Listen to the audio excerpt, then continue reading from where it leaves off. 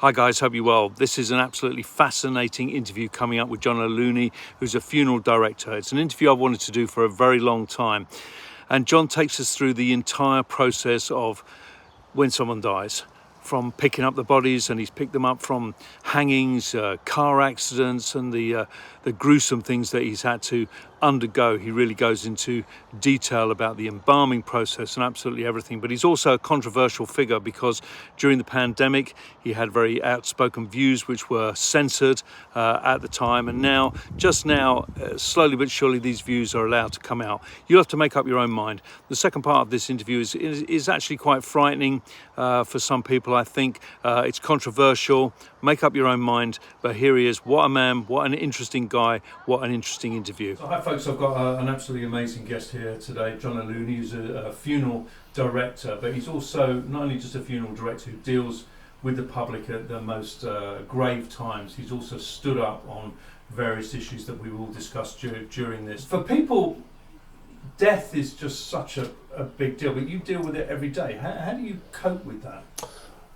I put a positive spin on it, because if you were going to let every bit of heartache and every bit of sadness get to you wouldn't last very long, is the reality. And I kind of go home thinking, actually, I've had a really good day, because I've dealt with people that haven't had a good day, and I've made a difference to their life, hopefully, in some sort of positive way. So it almost feels like it's God's work, helping people through that, what is clearly probably the darkest period of their life, when they've lost their mum or dad or a child, or a brother or sister. If you can help someone, isn't that the most wonderful thing? Can you sort of demystify it for us? Because somebody dies in the home or something like that, because there's a difference, isn't there, between expected deaths and unexpected deaths. Tell us about that. So you've got two types of death, which you very rightly touched on. One is an unexpected death, and one is an expected death. With an expected death, it's usually where someone's had a terminal illness, or they've been mortally injured in a car accident, they've been admitted into hospital with very serious injuries, and they're expected to die. So there's no need for a postmortem, because they know what the cause of death is. But with an unexpected death, that's when the coroner should automatically step in and be involved. I worked for the Northants coroner for 7 years of the 18 that I've been a funeral director. And the way that works is I worked for the co-op for 10 years, and on about year 3 I went into work, and my boss called us all into a room, and he said, "I've got some wonderful news." And I was like, "Okay, what's that then?" And he said, "We've got a new contract." And I said, "Well, what is it?" And he said, "The coroner's contract." And one of the old boys, Alex, I heard him go, "Oh no," because he'd obviously done it before. He had a lot more years under his belt than me. And the way it works, we didn't get any training or anything like that. I'd only ever done hospital removals, where you go and you're pulling the deceased over from a tray to a stretcher, and then from a stretcher to a tray in the mortuary at the funeral home. But this was very different, and as you'll appreciate, people die in all manner of situations: road accidents, hangings, suicides. I've had people in hotels rooms with bags on their head and helium, and everything you can imagine. Some of it worse than others, some of it sadder than others, but you just kind of get on with it. And my training consisted of, here's the keys for a new van, and here's a mobile phone. If it rings, do go where they ask you to go. So, and I'm kind of self-taught. Well, because I always thought that the funeral director came in sort of a bit later. That the body was then delivered to the funeral home, and then whatever took place there. Yes. But that's not the case. No, not with me. So it depends on how you want to do the job. Now, for me, when I worked at the co-op, clearly someone who can direct a funeral is considered a quality and a skill, and therefore they kind of tend to put these guys on a pedestal. But I'd never liked the lack of continuity. So, for example, if you lose someone and you call the co-op out of hours, you would reach a service centre. They would then ask someone to ring a branch who would have a crew on call. Then that crew would come out. They would recover the deceased from the place of death, if it was a residential house or a care home, and take them back to the funeral home. Then they'd get a phone call from someone in the office, and then they would meet up with and arrange it was a totally different person, and then on the day of the funeral it's someone totally different. So there's no continuity there. With us, being a small family business, from the first phone call, it's me and my wife. And then, when they come in and arrange, it's us. And on the day of the funeral, it's us. And we do all the viewings as well and everything. So you get to build a rapport with the family, get to know them, and I think that works really well. How does it work then? So you get a phone call at any time of day and night, so somebody has died. So you have to turn up. Do you have to turn up with a load of different equipment? Yeah. So the ratio of deaths, we're very good, especially the last few years, of getting people to die in hospital. Is the reality. So the ratio is probably 8 out of 10 people that die. 8 would be in a hospital, 1 would be in a care home, and 1 would be at a residential address. Now I've got a stretcher that I purchased that splits into 2, and it's got a special bit of kit where you can go up and down stairs, and it covers every possible nook and cranny. For example, you tend to find that quite often people, before they die, suddenly they feel really poorly. What do? You go to the toilet because you feel sick, or you've got terrible diarrhea or cramps, or so you'll have people wrap around toilets, and when you work for the coroner, that is. So you have to have the kit to do the job, and that was an investment I made when I first started the business, because you have to do it properly. But the process of actually dying, do they end up? This sounds sort of terrible. I mean, are they smelling? Are they in a terrible condition? Have their bowels gone, or how does it? Yeah. We don't know because we're never there. So inevitably, muscle tone is what keeps you from wetting yourself and defecating. Yeah. If you tend to find that people that are terminally ill, for example, might not eat for a few days. They'll be on palliative care where they starve them to death. So their bowels are empty generally. They might wet themselves slightly, but to be honest with you, I've got enough respect for people that I don't really bring it up. I just look after them. Yes. You ignore it, and you treat people the way you would want to be treated, is the thing, And I'm also, it's quite tough because I don't want to blow my own trumpet, but I am very good at what I do. Yes. And by that, I don't mean... you care, yeah, don't you? I actually care about what I'm doing. So I often say to people sitting around this table, everything I do is not really a service to the deceased. It's a service to the living. That's the reality, because their mum or dad, they wouldn't know where they were. I still knock on the door when I go in the chapel of rest. There's no one in there, but I still knock on the door. Yes. So it's I think if you really care, you can't teach people to care. You can teach people to walk in front of a nurse. Or but wasn't it horrific for you the first time that you went in and saw a dead person? Did it have any effect? Were you not bothered? Yeah, 100%. So my dad was a butcher when I was a kid. So I was brought up around game and poultry and pigs and sheep and lambs, and so the blood and guts side of things never really fazed me. When I went to work at the co-op, they kind of ease you into it. Like, for example, you'll be going out on a funeral and you'll stand with the funeral director while they do their final checks as they seal a coffin. So you'll see someone in a coffin. If I'd be lying if I said it, was something that happened every day, and it didn't. It is quite a shocker the first time you see one, but you kind of know what you're going into the environment to do, the workplace to do. And yet still they'll take people on as funeral arrangers in branches who won't put a ring on a finger and won't put a set of glasses on or take a fingerprint, or we can't touch the dead but we wanted to be in funeral wear. So yes, it was unusual, because it's not something you come across every day, but then a few weeks in, it's another day at work. And that doesn't mean you become complacent or blasé or disrespectful. It's just you get used to anything, really, if you do it enough. What's the state of the body? Is the body stiffened up when you're lifting it up? What is the state of it? So you're talking about rigamortis. So rigamortis usually sets in about an hour after death.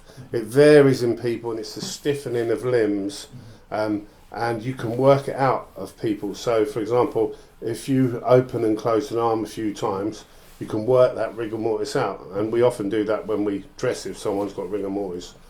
Right, and you used to get like calls out late at night and things like that. Yeah, of course. You'd end up going to a car accident or something like that. I mean, you must have gone into some really horrendous situations. Yeah, when I worked for the coroner, for the co-op was quite horrific. Yeah, some of them, there's a couple of RTAs, road traffic accidents that I've done that I won't forget. Put it that way. It's youngsters dead and in bits and picking up brains with coffin plates, and the police saying to us, I want every bit up bigger than an inch. At the scene of a road traffic accident with a lorry, you know, so you can imagine what that's like. And then you've got a team of guys with a steam cleaner afterwards steaming down the road and all the stuff that you imagine, and it really does happen. Have you not ever been sort of haunted by those No, there are things, again, I think you'd be surprised how mentally strong you can be. There's nothing that I can do about what's happened. All I can do is my best for that family, so that's what I try and do. And I suppose it does give you a realisation of how fragile life is, but it also gives me the reassurance of not being frightened of dying, because it's a journey we're all going to make. None of us know the circumstances, do we? But well, it's a journey we're all going to make, so why be frightened of it? And I'll embrace it when it comes. You know, I'm only be going places that a lot of people have gone before me who love me very much. Yeah. So it's nothing to be frightened of. No, and of course your dad, and I know that's a personal thing, that he commit suicide? Yes, yeah. He was, to be honest with you, had motor neuron and MND, so he would have died anyway, and he was probably a couple of weeks from death. He was paralysed. He had a machine blowing air in and out of him because his diaphragm was knackered. He couldn't walk. It was a pitiful. You wouldn't keep a dog like that. So he was obviously prescribed temazepam because he was depressed, as often these poor souls are, and I don't blame them. And he'd saved them up and took 300 and cut the plug off his machine. And because he was very disabled at that point anyway, it didn't take much to suppress his breathing and kill him, and he died on his own on a bedroom floor, which I think is really quite sad. So the process is that you go and get the body. Now, I did hear somewhere that it's important for you to get the body quickly. Yeah, so coroners' sudden deaths are always conveyed to the hospital, where the coroner would usually take a look, though in recent years that seems to have fell by the wayside. You know, I'm picking people up from kitchen floors and settees now, and the coroner's not even been referred to by the police. The police are not referring like they used to. Why are they doing that? You'd have to speak to the police really to find out. There's clearly been a change in policy though, because it happens regularly. But once they've been released by the coroner, or if someone's had an expected death, the family would ring me, and I would either go out to the house at whatever time that be, or as soon as I could possibly get there. I would liaise with the family, make the call and the judgment on how we were going to get that person out as dignified as possible, and then make arrangements for another day, usually the following day or the day after, just to let the dust settle, for them to come in and make arrangements. And I've got an ambulance that I convey deceased in, and I've got the stretchers and the relevant kit that I need to do that, and I've also got a lot of experience, having worked for the coroner. So I'm not fazed by home removal. Don't get me wrong, if I turn up and there's someone of 44 stone, then I'd have to ring colleagues or whatever to get some help in.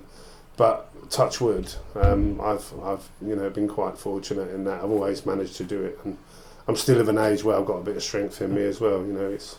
So is one of the reasons that you've got to get them back quickly in order to embalm them? Which I've got quite a high embalm rate here. We include it in the price of the funeral, and the reason for that is we used to sell it as an extra, an optional extra, but then we found that if people are spending £3,000 or £4,000 on a funeral, quite often that's really stretching them. They ain't got that money, so that they would quite often not have embalming.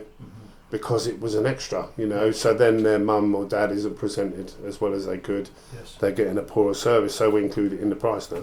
So it's opt out if you don't want it, but it's no cheaper. And then, of course, because it's free, for want of a better word, everyone will generally go for it. So we've got. Well, what's the process then of embalming? So embalming is we use the circulatory system on a deceased, and usually the carotid artery, and we'll make an incision below the collar line and cut halfway through the artery, and then there's an L-shaped nozzle on a pump, and you pop it down one side of the artery and tie it off and pump formaldehyde around the body using the circulatory system, and the fluid is designed to preserve the body, and it's also pink in colour, so it puts colour back in people, and it's helpful because when you're connecting them up, if their circulation isn't great, you can see exactly how much of them is embalmed because the fingertips will go pink.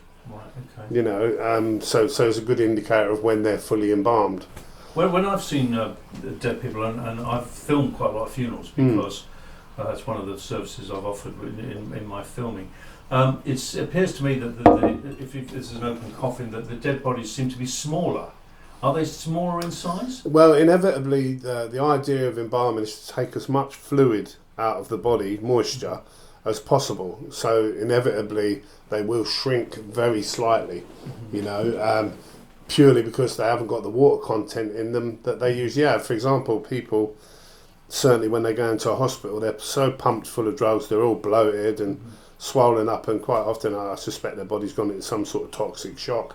Well, you use what's called a trocar and put it into their body and chest cavity and their heart to drain away fluids, and inevitably they become less distended, and the idea is to make them look a little bit more that they looked when they were healthy, you know, to reset that last memory.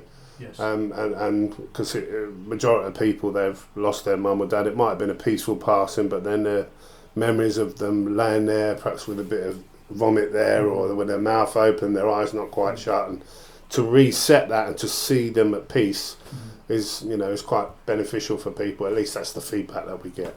Well, and what's it like? Do you personally, do you have to, how difficult is it to dress a body?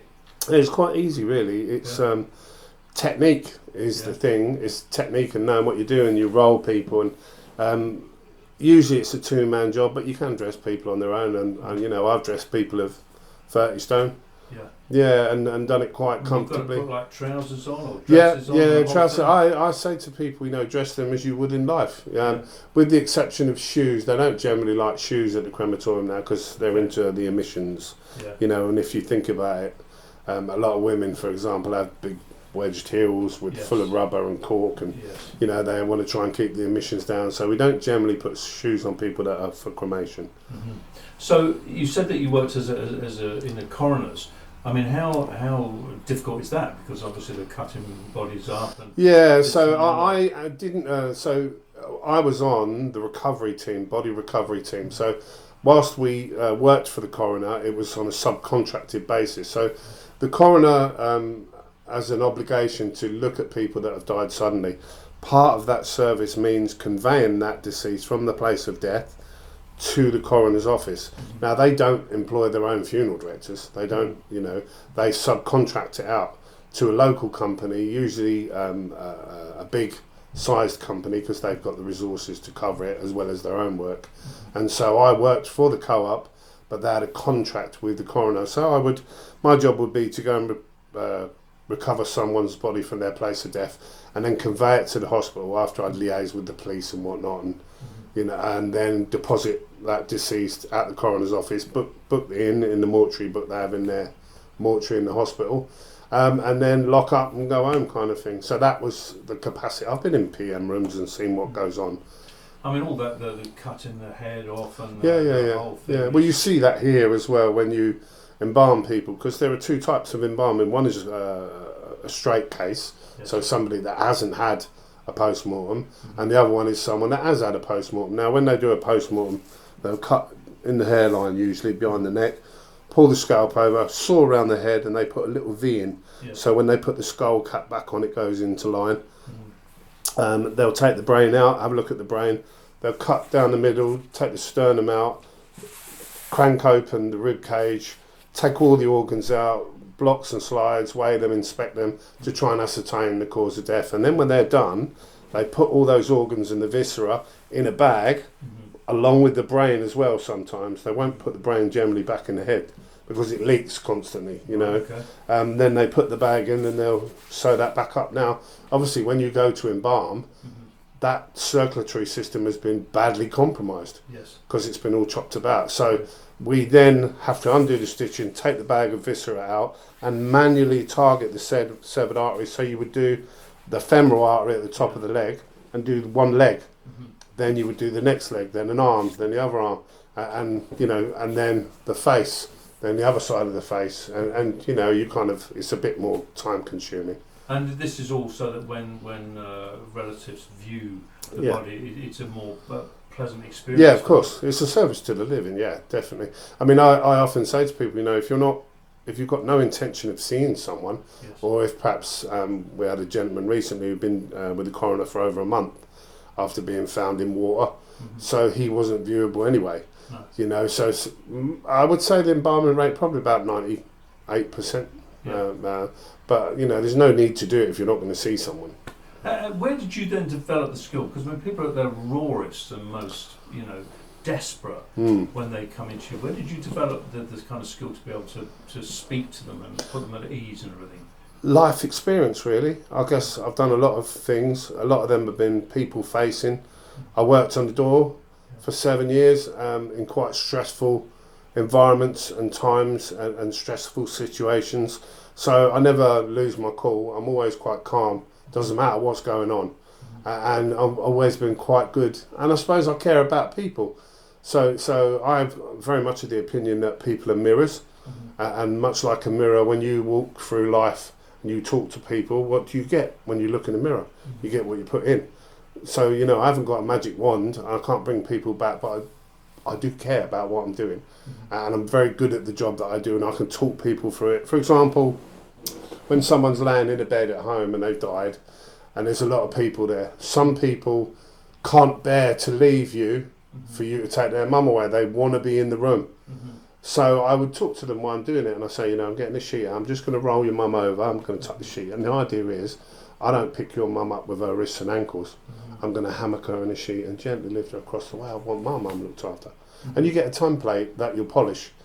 And the whole idea is to make that as least painless as it can possibly be. And inevitably, it's always going to be painful, isn't it? Did you get that ability not to be squeamish and all that because your dad was a butcher? Yeah, probably to a degree. Yeah, I mean, I can tell you now. I've looked at a pig's kidney. It's exactly the same as a human kidney. Yeah. I've looked at the inside of the rib cage of a pig.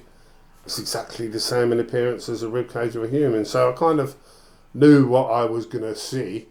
But to see it and know it's a human, obviously, it's different. Do I have more respect for a human than an animal? I think animals are probably nicer than people generally, aren't they? They're more reliable, it's unconditional love. But I would have the same respect for any living thing, be it an animal or a human. And I guess you can teach people to walk in front of a hearse or dress a deceased or make a coffin up. You can't teach people to care. You either do or you don't. And I always have. It's an invaluable job. I don't think you get enough credit because so many few Not people, if you do it right. No, not if you do it right. So few people could do what you could do. No, 100%, yeah. But I wouldn't want to do anything else, I don't think, now.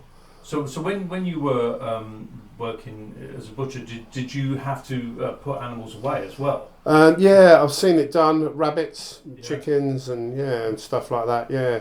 So the idea of it is to treat all animals with kindness, and dispatch them quickly and cleanly. Yeah. That doesn't mean you have to kick them about and be rough with them and cruel to them. I would respect an animal right up until the point it was dispatched. I've been in the vets when I've had animals that I've loved put to sleep. I found it very emotional and very upsetting because I had love for that animal. It was part of my family. Yeah. So the fact that I was a butcher was something, it wasn't born out of a desire to kill animals. My dad was a butcher and I was born into it. But he did always impress upon me the need to care for and respect and be kind to those animals right up until the end. So on a premises such as this is your funeral parlour. Yeah. Do you house a multitude of bodies, or we can hold up to about 15 deceased at any one time, and then when I get over that, I turn people away. And I was obviously, if you treat people the way you want to be treated, it's a very successful template. Be that selling kitchens, putting windows in, whatever. If you treat people the way you want to be treated, it works well. And it doesn't take long for people to see that. When they come through the door here, they're suspicious and they expect me not to care and they expect me to rip them off. And it doesn't take long for them to see that I'm not like that. And so half a dozen exchanges, I've weighed them up, they weighed me up, and do you know what, I get on really well with them. So it's then you get busy. Then I got to the stage where I thought, right, I mean, I'm 8 years in now, I've always got work. And I thought, well, shall I open another branch? But then I'd become the very thing that I've left. Because I'd have to put someone else in there who doesn't care like I do, and it wouldn't be done the way I want it done. So I'm not here to build an empire, I'm really here just to serve the local community until I pack up. And then either my lad can take it over or I'll sell it to the cult and they can ruin it. when I retire is the reality, you know. But yeah, well, so many of these funeral parlors, they say they're family businesses, but in actual fact they're a subsidiary. that's right. Yeah. It quite of often happens. I mean, to give you an idea, it's very interesting. Since COVID, we've had probably 20 approaches to buy the business because they know the death rate is increasing. The business model is really strong for funeral work. Yes. You know, it doesn't matter if you think about it logically. Doesn't matter what the state of economy, whether there's a war, whether they're in a war, whether there's a pandemic, whether they're in a pandemic, people will always die, and in greater and greater numbers. So, you know, for me, it was a job. When I first decided to be an undertaker, I wanted something where I was out and about, because I get bored if I'm stuck in a factory. Something really worthwhile. This is really worthwhile. And then something where I'd never get laid off again. And it ticked all the boxes, so this is why I kind of went into... So has it made you sort of less afraid of the afterlife? Are you religious? Yeah, well, definitely, yeah. I believe there's a creator, and I believe in treating people the way I would want to be treated. And you feel it. I can feel it in here. You feel love, you can feel it. That's what you take with you. You don't take any of the money with you.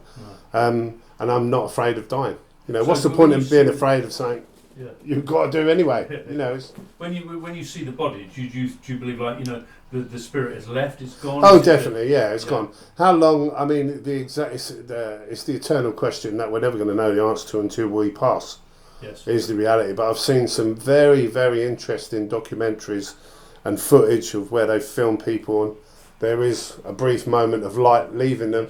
I believe our body is a very complex electrical circuit, and that energy doesn't ever dissipate totally. It just changes form, doesn't it? You know. Yes. So I believe we have a soul, and I think that soul goes elsewhere. I kind of think that this is probably the human experience. Is my gut feeling, and I think you'll come here enough times until you've learned the lessons that you need to learn, and then perhaps you're offered the chance to move on to pastures green. Is my gut feeling. Yeah, one of the things I was going to ask you, I don't know if you have a viewpoint on this, people who donate their organs, are they alive Yes, when they are donating their organs? So, so isn't that kind of, so they're not dead? No, there's, I've been told by many people there's a big market for organ harvesting. Yeah.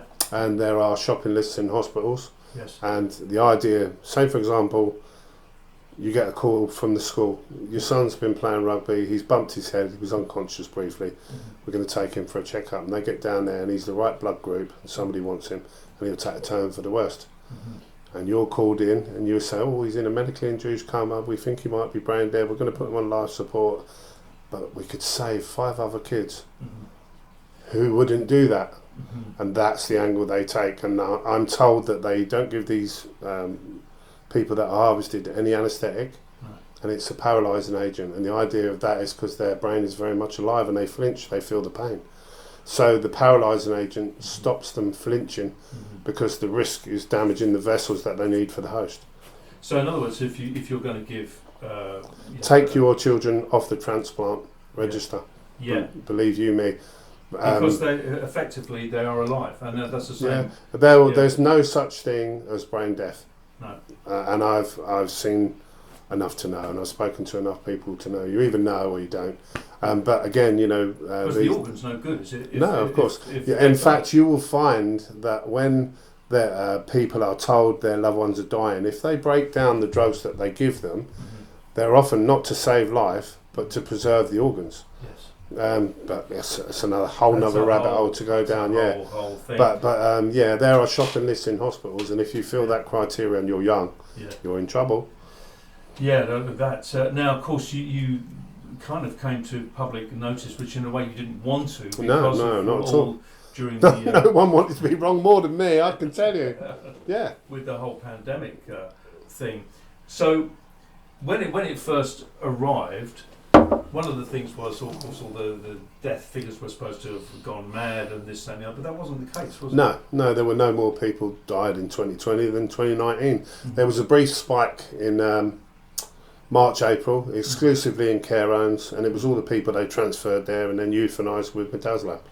That's the reality. That went on for 3 weeks, And then it was a totally normal throughout 2020. In fact, I took a phone call in March of 2020, and it was a guy called John, and he said that he worked for either Emergency Resilience or Pandemic Resilience. I can't remember the exact name of the company, but it had the word resilience in it, which crops up quite often. It's quite a word that they use very often. And he said that he was a government-sponsored company, and his job was to call all of the funeral directors in response for the pandemic effort. And I believed still in COVID then. I hadn't quite seen through it 12, 16 weeks in. So I kind of said, okay, what do you need to know? Because you want to help. You know, I'm a guy that wants to help people. And he said, well, I need to know. He said, I'm going to call you every Monday. He said, I need to know how many you've had in that week, where from, and what the capacity is you could hold, and how many are COVID. So I was gathering information all week, every week, to give it to him accurately, because I knew he would ring me at some point on a Monday. And I've still got his mobile number on my phone, because quite often I'd be out when he would ring. And straight away he started steering me.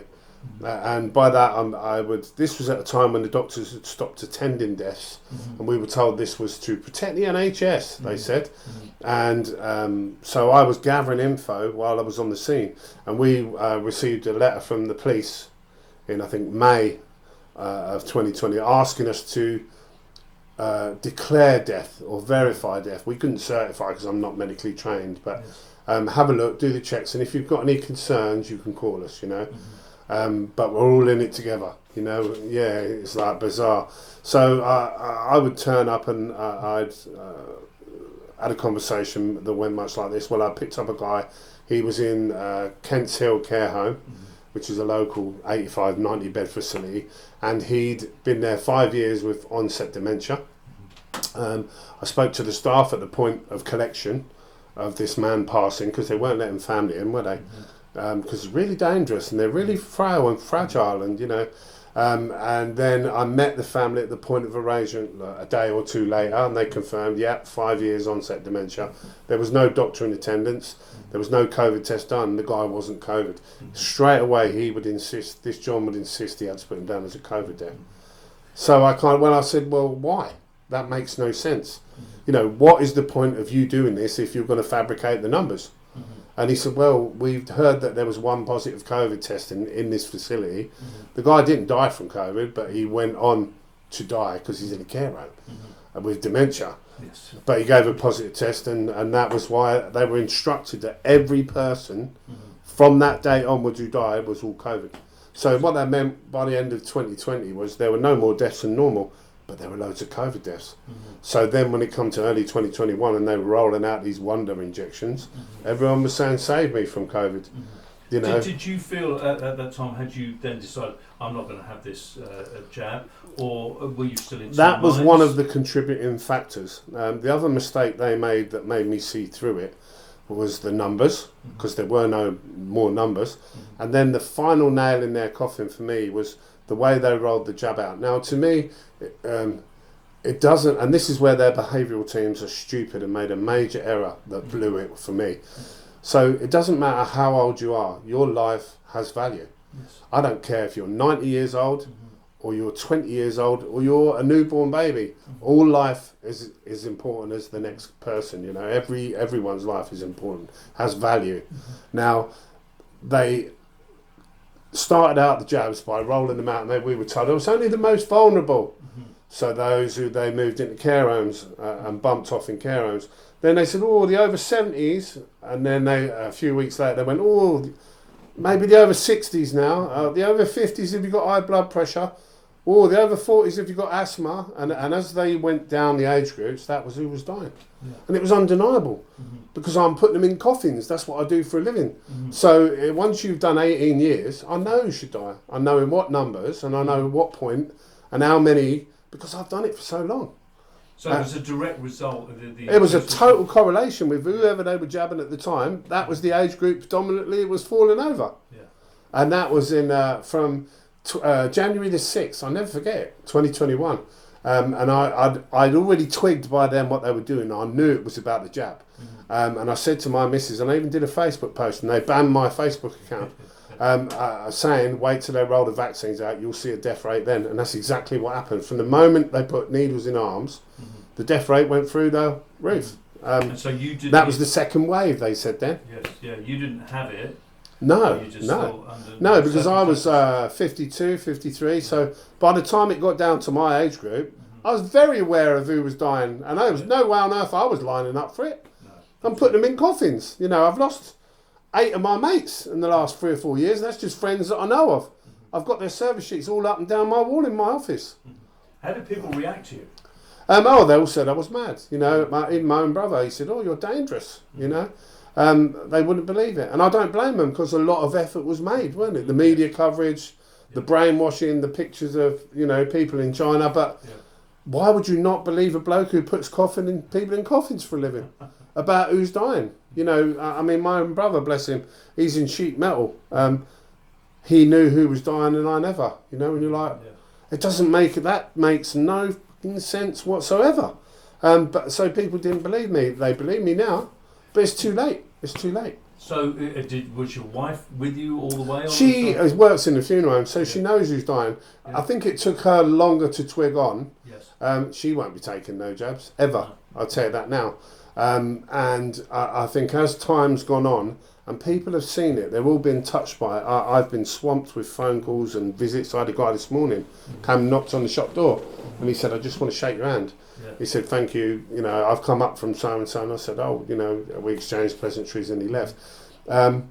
They see it, they know, and then in 2021 I got invited to a meeting in Westminster in a place called Birdcage Walk, and there were about 18 people present. Amongst them was Professor Dolores Cale, Dr. Tess Laurie, Dr. Sukrit Bhakti via Zoom, Dr. Stephen Frost, Dr. Sam White, a barrister called Francis Hoare, a lawyer called Philip Hyland, another lovely lady by the name of Anna de Besseret. God bless her soul. Yeah, she'd be in heaven now, mate. She's a lovely girl. Lovely. Mark Sexton was the retired police constable who chaired the meeting. Now, the minister that was present was a guy called Sir Graham Brady. And at that time, he was commissioner of the 1922 committee. And I wasn't really familiar with politics or the structure of it, but basically this is a group of very senior MPs who hire and fire prime ministers. So he was the commissioner of that commission. So 2 pay grades above the prime minister, which I was blissfully unaware of, but that is the situation. So I actually spoke first. Because I was closest to Sir Graham when we went clockwise, and I kind of said, they faked a load of COVID deaths, and the moment needles went in arms, people died. And then I listened as it went round the table, and I listened to all these experts, and my jaw hit the table. I couldn't believe what I was listening to. They were saying how people were going to die, and what the stuff was that was in these vaccines. They're not vaccines, they're gene therapies. And how it would work, and I saw reams and reams of evidence given to Sir Graham. Now, I used to work on the door for 7 years, so I'm really good with body language. And whilst they were talking, I'm one of the rare creatures that can multitask. So I could hear what was being said, but I could watch Sir Graham because his reaction was very telling, and he was absolutely ashen-faced. He knew. You could tell he knew. We all went to that meeting thinking, at last someone's listening. He knew. And nothing was done? No, nothing was done. Well, he openly admitted, he said, it's way, way above my pay grade. He said, I can't stop it. He said, I'll try, but I can't promise anything. And nothing's happened. It was still rolled out.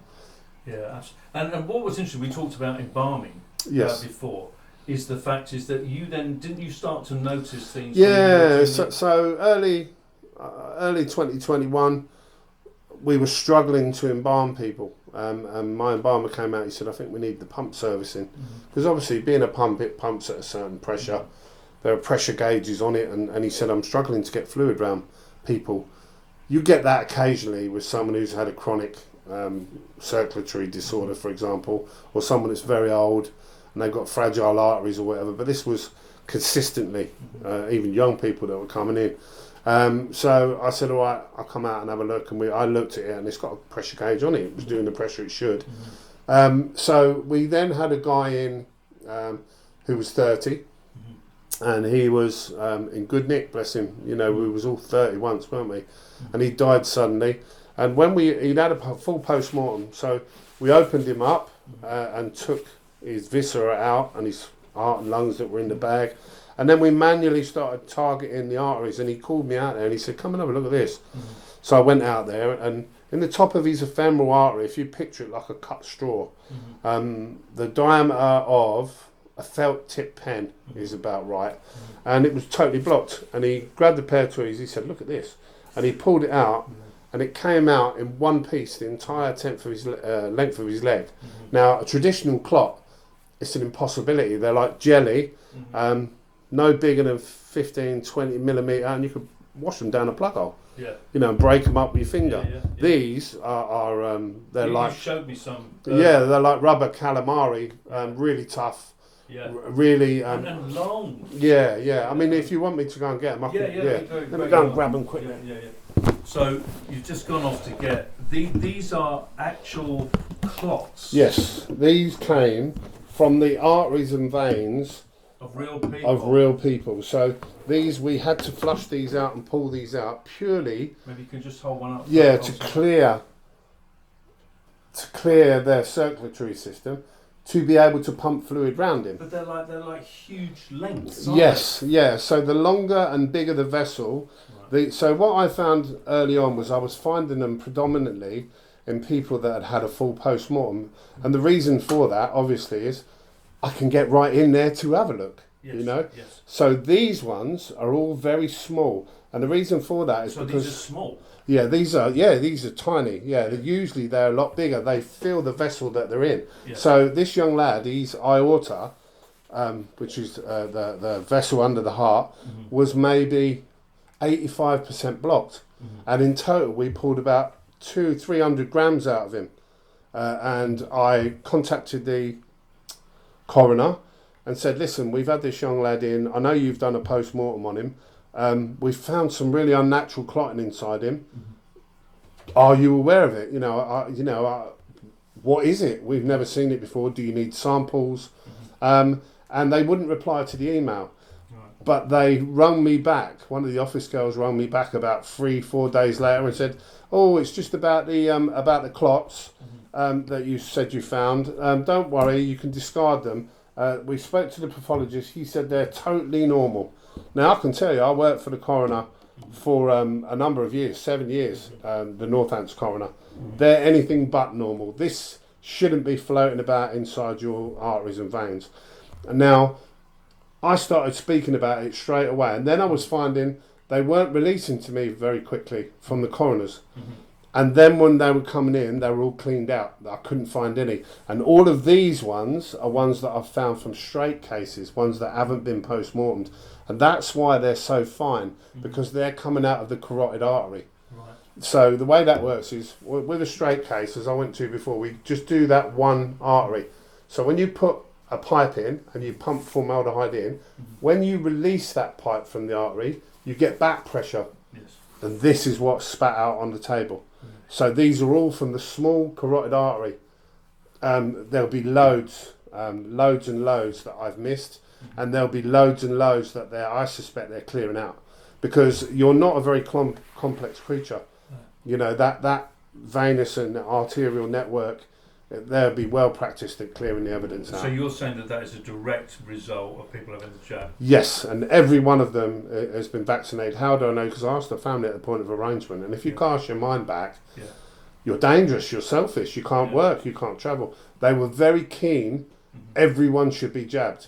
So, of course, when you say to people, was mum or dad vaccinated? Oh yeah, they're fully protected, and they would tell me. Did any of these particular people that these came from, were they concerned, or did they not straight away? No. But a growing number are, and now quite a few people. They know. You know, if you take your mum down for a jab and then all of a sudden she goes downhill and falls over and dies, it's not rocket science. No. I think that's the reason you're sitting here. Yes. It took a while for people to realise and put two and two together, and I don't doubt that I've probably helped that along, as you should. Yes. I mean, for people, right? I mean, people will have taken the jab and they'll have done it. A lot of people will have done it for the best intentions. Nobody took a jab to hurt me or you. No, they took it because they thought they were. Yeah, they were told they were going to die. Yes, or they couldn't work. Doing your bit, you know. Yeah, and it was a very clever psyop. It's all been a big psyop, is what it's been. It's the same as clapping on doorsteps for the NHS. Yeah. What a psyop! Yeah. You know, everyone was on lockdown. You've got guys out hiding, throwing up 5G masks nobody's ever asked for, and meanwhile, every Thursday evening, everyone's out on doorsteps clapping for the NHS. The same NHS that are pumping this crap inside people. Absolutely. Do you think people are going to be hugely alarmed by this kind of information? Oh, they should be. Yeah, they should be but you alarmed. See, if they're sitting at home now watching this, thinking I've had 5 jabs, and this, that, and the other, and then you're pointing out that this could be within their system. Yeah, 100%. Yeah. If they've got high blood pressure or they're consistently, I mean, what would be symptomatic of this growing inside you? High blood pressure, shortness of breath, dementia. Yeah. Because if this is all inside your brain, your vessels in your brain, you're going to suffer with hypoxia. Yeah. You're going to be confused, disorientated. You know, if and the cancers that are being reported are not normal cancers. I suspect it's this growing inside people's lungs. So people are presenting to the hospital and they're getting cancer diagnosis 3 weeks, 6 weeks, 12 weeks. Cancer, pre-COVID jab, they'd come in here and they would have a cancer story. And at some point I would say, what happened to mum? What happened to dad? And they would tell you the story. And it'd be a 2-year, 5-year, 10-year story. 6 weeks, 8 weeks, 12 weeks now. And they're full of that. But if I email the coroner, he won't even respond. I've even been down to Thames Valley Police Station with Mark Sexton a couple of years ago now. The incident number was 1068. And went to the desk sergeant. I said, listen, I'm a local funeral director. I run my own funeral home in Emerson Valley. I've been a funeral director, I think, 16 years at the time. I've got real concerns over a number of deaths of people I've had in my care. Can I sit down with an officer, please, just to relay those concerns? Anyway, he said, oh, yeah, okay. So he went upstairs. He obviously spoke to the gaffer and was told no. He came back down, totally disinterested. He said, oh, there's no one free at the minute. Sit yourself down. 3 hours I sat there. And then he sent me away and said, no, there's no one free. You know, what planet could that ever have happened on, where you've got a funeral director, a respected funeral director, saying I've got concerns over a number of deaths, and they wouldn't speak to me. But for people who've had the jab, they're sitting watching this now. Yes. Would they be alarmed? Is there anything that they can do? If do? their health has significantly suffered since they've had that jab, clearly something is wrong. That's a vaccine injury. Yes. However, very early on, a lot of placebos went out, and I couldn't initially put my finger on why are they doing that. Yeah. It was to recruit people as advocates. Yes. So let me explain. They need you to get used to having a regular booster constantly for the rest of your life until you fall over and die. You get a kill shot. Imagine if they put a kill shot in everyone straight away and everyone fell over straight away. Yes. It wouldn't take too long to notice, would it? No. So they've had to stagger it out and mix and match those batches up. And I don't think any two people have probably had the same. I don't doubt there's different machines and they're scrambling them up somewhere and then throwing them out. So in giving you a placebo of saline, what adverse reaction are you going to suffer? None. No. So you're going to go home and you're going to tell your family how wonderful it was. And go and get one. That was the mindset behind that. Also, then you have to factor in the fact that a lot of these jabs had to be kept extremely low temperatures to remain active until they could get them inside you.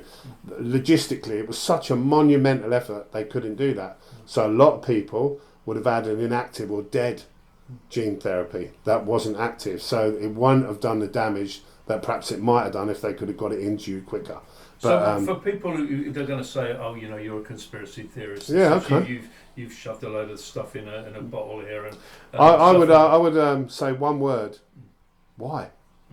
Why would I do that? I'm running a very successful funeral home.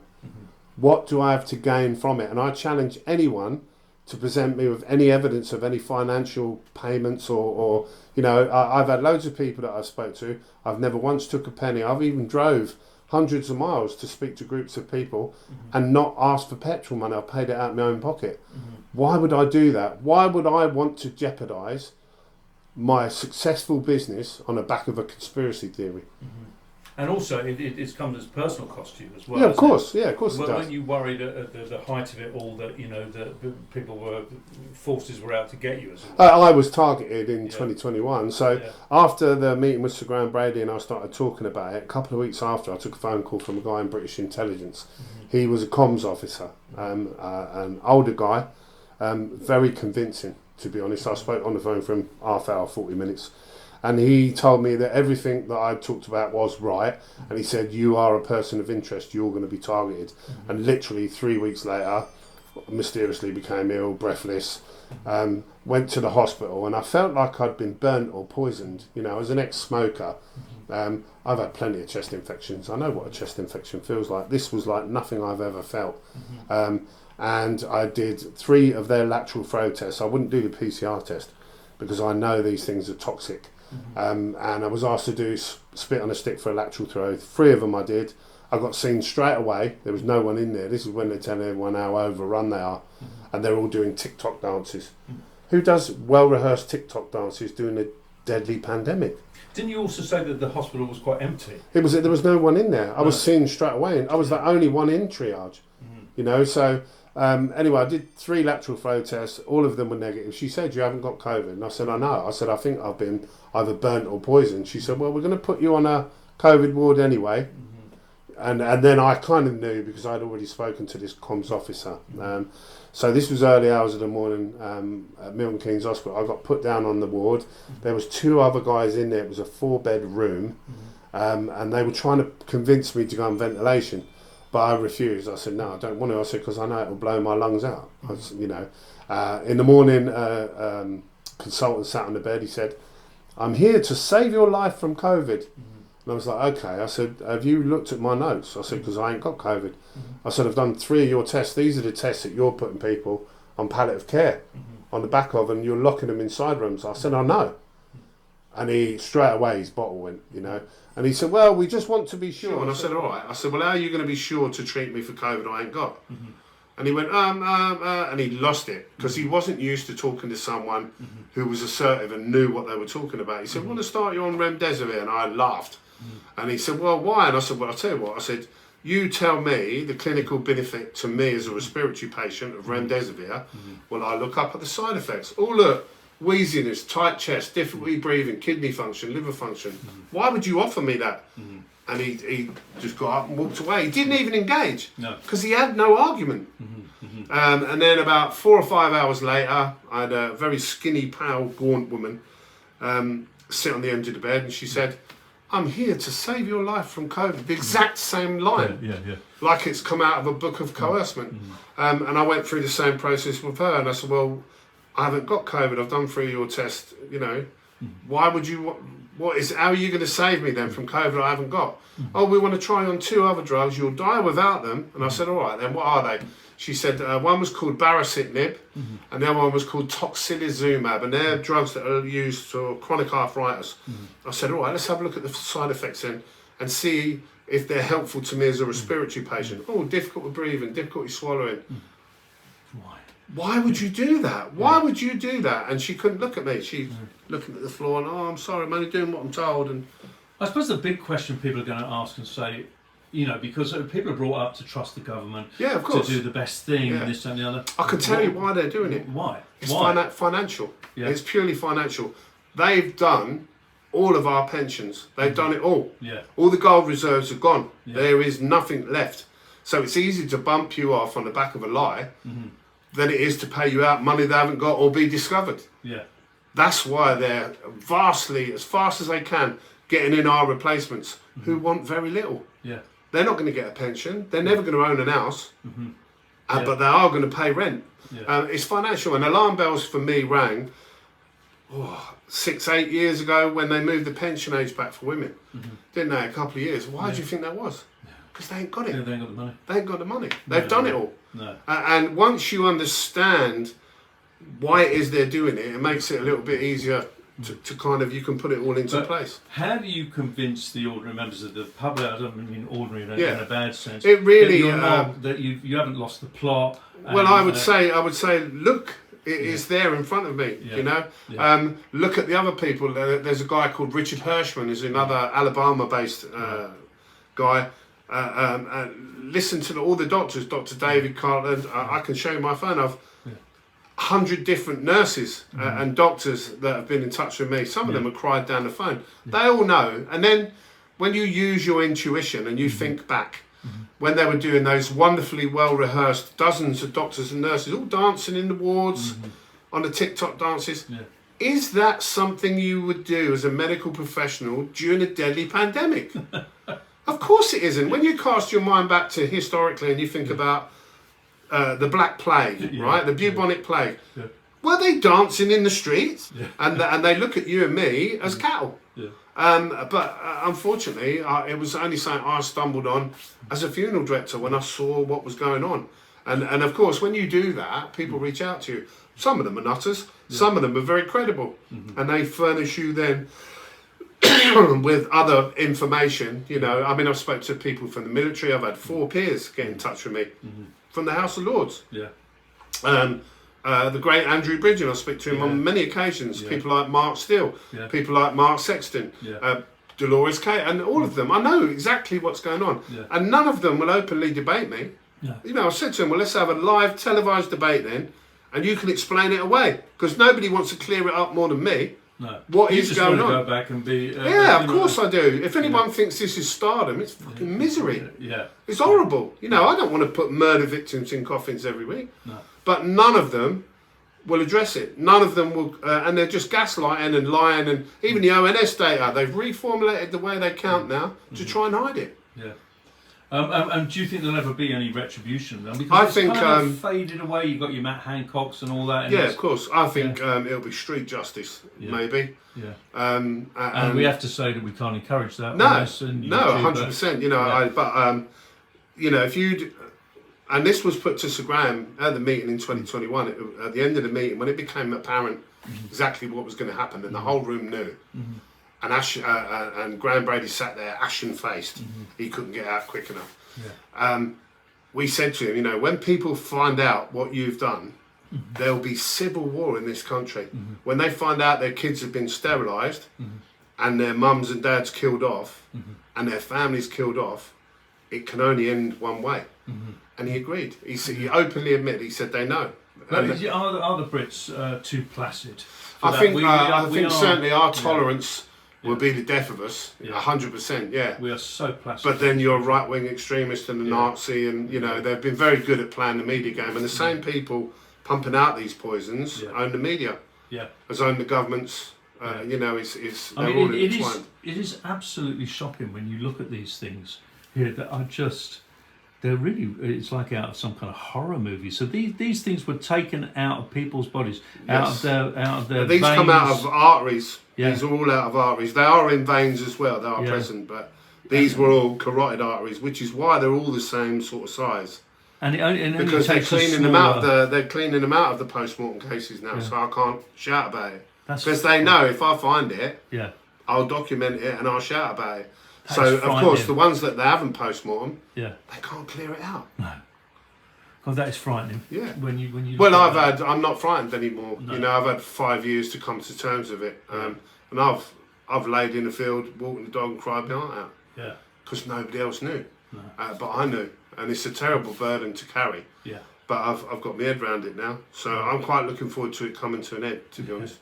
So what's the future for you? Do you have any optimism for everybody? These people will never win. They'll never win because good is a stronger force than evil. And I think one of the main things behind it, the success, victory, if you like, will be the love we have for each other. Because if you picture these people sitting in these boardrooms, how many of them do you honestly think have got any love in their life at all?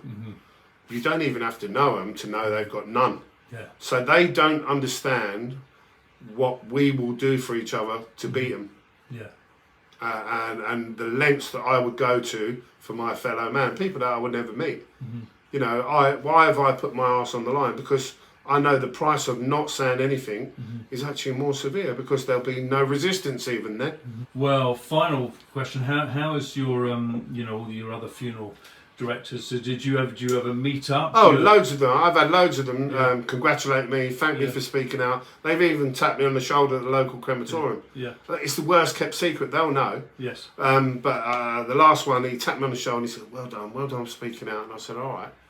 What about if you say something in it? And they look at the floor and they shuffle their feet and they'll work for someone. The majority of us work for other people. Yes. You know, and if you run a funeral directors and all of a sudden after all the COVID reported deaths, you say there's no COVID, could be very damaging to your business, couldn't it? Yeah, absolutely. I don't put my direct debits before the welfare of people that I would never meet. You know, I value your family as just as important as mine. Yeah. Your kids, your grandkids are just as important as mine. So I made that decision. Well, I didn't really. I had no choice because my moral compass wouldn't let me say nothing. Well, you're a brave man, and I don't see it as brave. I don't see it as brave. Imagine standing at the bottom of an hill and you're talking to people, and there's a runaway dust cart and it's coming down the hill. Do you not say anything until it's on you and just step out of the way and let it go get run over? Of course not. What have I done that's criminal or wrong? I've told people about a real hazard that I've seen. You know, and I meet my maker with a clean conscience. I ain't frightened of them. Yeah. Well, I wish you the best of luck with it, and obviously it's up to people who are watching this to make up their own mind. Yeah, I mean they can reach out to me, and I'll you know I'll gladly talk with them. But I suspect most people now probably have an idea because we've all got that intuition. Let me explain. So, and I've give this kind of analogy before. Have you ever been on the motorway? And there's been an accident up ahead and it's all at a standstill. Yes. And usually when we're going down the motorway, we're all driving flat out, like life, isn't it? Where it's all going so fast, you never get time to stop and sit and think and look at things closely. And as you're sitting in this traffic jam on the motorway, you look down and you see the barrier and you see things you'd miss. You see a shoe and you think, how did that shoe get there? Where's the other shoe? Who was wearing it, you know? There's a cat's eye, there's a bottle of pee from a lorry driver, all these things that you notice you wouldn't normally notice. And then as you're sitting there, you know the guy in the next car is looking at you.